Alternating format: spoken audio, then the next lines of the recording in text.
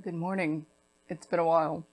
I went on vacation, and then towards the end of my vacation, I had an elderly relative that had a stroke, so I went to take care of her for a few weeks, and that meant that I was away from home for a month, just a month solid, unexpectedly, and I am terribly happy and relieved that I got to go and take care of my aunt, but it did kind of throw my schedule off a little bit. So we're playing catch up. I got a lot of reading done while I was gone. A lot for me, not a lot for some of you. I think I read 5 books in a month, which is quite a bit for me. I usually only read 1 or 2, as I spend most of my downtime writing. I'll be doing a full review on all of these, of course, but I read Verity by Colleen Hoover. I read Last Night by Chevy Stevens. I read The Tattooist of Auschwitz, and I can't remember the name of the author. I read Murder House by James Patterson, and I finally got to read Bringer of Light by Frank W. Janis. So, of course, I'll have full reviews on all of those, but as far as the writing goes, I did get quite a bit of editing done. I didn't get as much writing done as I wanted to. I rewrote a few chapters in the werewolf romance that I wrote for April NaNoWriMo, and I started on the sequel to it, so I think I'm on chapter 4 of that.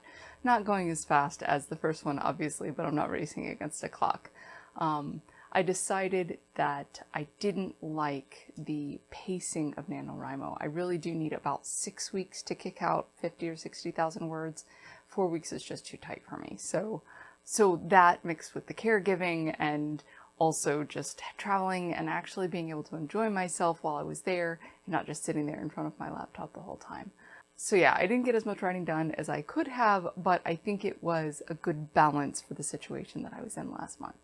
As far as next month goes, I plan to at least get halfway through the first draft of this second novel. And the reason that I am finishing the second novel's first draft, got it, before I do heavy edits on the first novel's draft is because I want to make sure that they match up.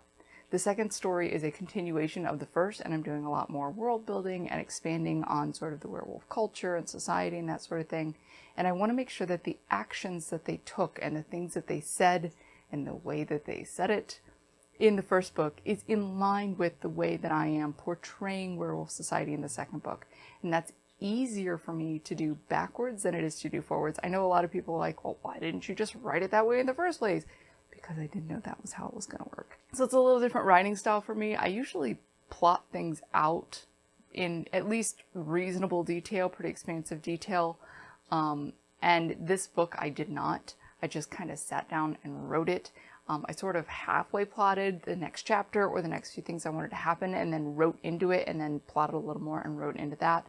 That style actually worked really well for this kind of book, so I'll keep doing that for this follow-up book and see how well I like it after doing it twice. Trophy Braid's edits are on hold. I've noticed that I am not as happy with my prose as I was when I wrote it. And I think that that's just sort of you grow and change as an author, but Trophy Braid is the book of my heart, as they call it. It is the thing that has my passion, and I'm enjoying writing these werewolf romances, but I'm not passionate about it. I could kind of take or leave them. If I never wrote them, I wouldn't be heartbroken about it. Trophy Braid, to me, needs to be published, and when it gets published, it needs to be right. And I've discovered that as I've read more, as I've written more, and the more I write, the better I seem to get at it. So I'm kind of waiting until I have a little more practice under my belt, and then I'll go back and revisit it and clean everything up. And while I'm cleaning up the story elements that my critique partner gave me, I will also be mending the prose. Because there were a few places in there where I thought I had a really beautiful turn of phrase, and then I went back and read it and it just wasn't. And I think that that's normal for a new writer. It's the first book I ever wrote, so it's my understanding that 3 or 4 novels is kind of the norm for people before they actually start to publish. Either they write them and they try to publish them and they don't work, or they write them, they shelf them, they write something else, and then they try to publish that. So I'm not bothered about having to put it on hold for a little while. I think that to get it to be the thing that I want it to be, that's what it needs. And I'm willing to do that to have it be published the way that I want it to be published, rather than just being in a hurry to get it out there. The werewolf romance books are write it in a hurry, get it out there sort of things. And then the fantasy series is more of a long, slow, plotting, lifetime style project. So that's how that's going. While I was on vacation, I got to do some cool stuff. We were in Texas with my in-laws who are British, and so they got to experience some cowboy culture. You know, I took them to a Western store, they tried on boots and hats, and, you know, they had American food, a whole bunch of different varieties, and they got to see cattle, and longhorn cattle specifically, which is a Texas thing. They got to see bison and an ibex at a nature preserve, and we got to go to this great botanical garden, and we got to go to NASA because I have a relative who works for them, and so we got like a private tour, which was really incredible.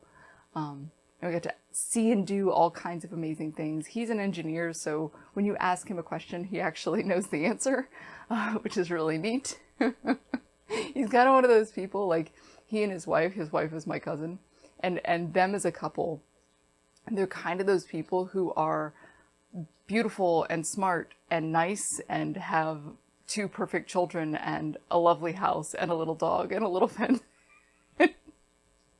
And they're like this little storybook couple. They're absolutely incredible, and they're just the nicest people you would ever meet. So we had a really great time, and I was so incredibly grateful for the time that they took with us to, you know, show us NASA, cook us dinner, talk to us, and it was just a really pleasant evening. So yeah, I had a good time on my vacation. My aunt is doing well. She's mobile. She can cook and dress herself and things like that. She doesn't need ongoing assistance. She just needed some time to sort of get her wind back into her, get her feet back under her. So yeah, she's doing well, and the vacation was awesome, and I'm really glad to be home. So I will be recording a few more videos for you guys in the coming weeks. For the books that I've already read, a little belatedly. Anyway, that was all I had. Thank you so much for hanging out with me, and I'll see you next Tuesday.